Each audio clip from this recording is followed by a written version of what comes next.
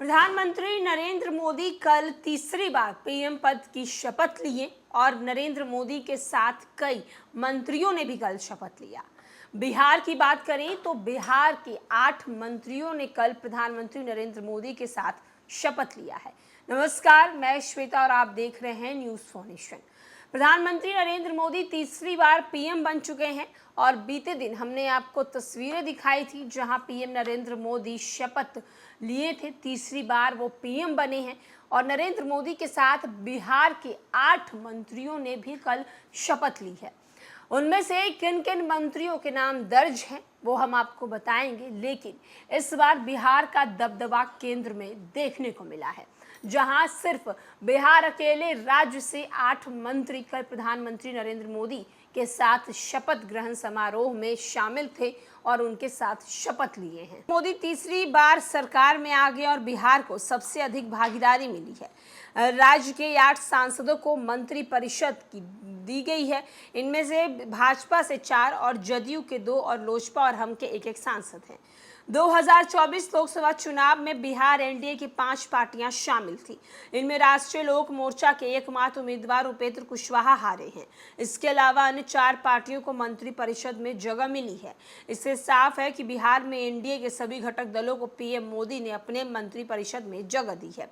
इससे पहले वर्ष 2014 में 7 और 2019 में बिहार के 6 सांसदों को मोदी ने मंत्री परिषद में जगह मिलवाई थी।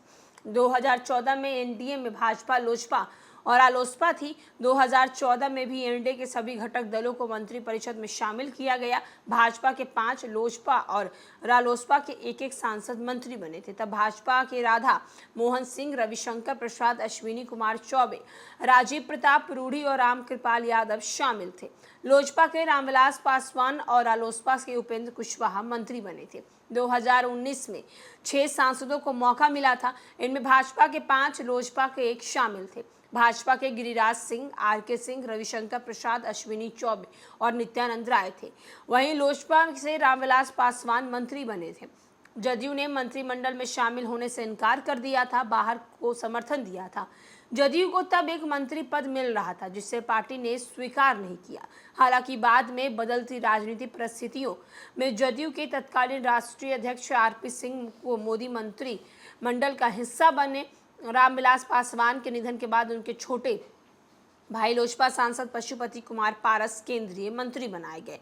इस तरह से देखा जाए तो सबसे अधिक बिहार के 8 सांसदों को मोदी की तीसरी सरकार के गठन के दौरान मौका मिला है। इसकी वजह यह है कि इस बार एनडीए के घटक दल में 5 पार्टियां थी, जिनमें 4 ने जीत हासिल की है। वहीं 2014 में एनडीए में 3 और वर्ष 2019 लोकसभा चुनाव में 3 ही पार्टियां थी। मोदी 3.0 मंत्रिमंडल में बिहार से 8 मंत्रियों को शामिल करने की मुख्य वजह केंद्र की सरकार में बिहार के सभी घटक दलों की भागीदारी देना।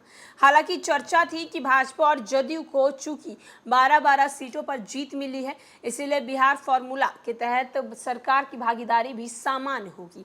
अटकलों के बाजार में दोनों दलों को 4-4 सांसदों को मंत्री बनाए जाने की बातें हो रही थी। हालांकि भाजपा ने अभी अपने कोटे से पूर्व 2 सरकार की तुलना की संख्या 1 घटाई है, 4 नेता को ही मंत्री बनाया है। जदयू को अभी 2 सीट मिली है। चिराग और मांझी जो है वो शामिल करने के लिए संख्या 8 पहुंच गई है। एनडीए सूत्रों की चर्चा के मुताबिक आने वाले समय में बिहार की भागीदारी और बढ़ सकती है। खास तौर पर जिस समाज को मौका नहीं मिला है उसके सांसद की एंट्री हो सकती है। इनमें राजपूत, लवकुश और वैश्य समाज के सांसद हो सकते हैं। ऐसे में जदयू के कोटे से 1-2 राज्य मंत्री आगे जो हैं वो बनाए जा सकते हैं। तो आप देख सकते हैं कि इस बार बिहार का दबदबा केंद्र की सरकार में देखने को मिल रहा है।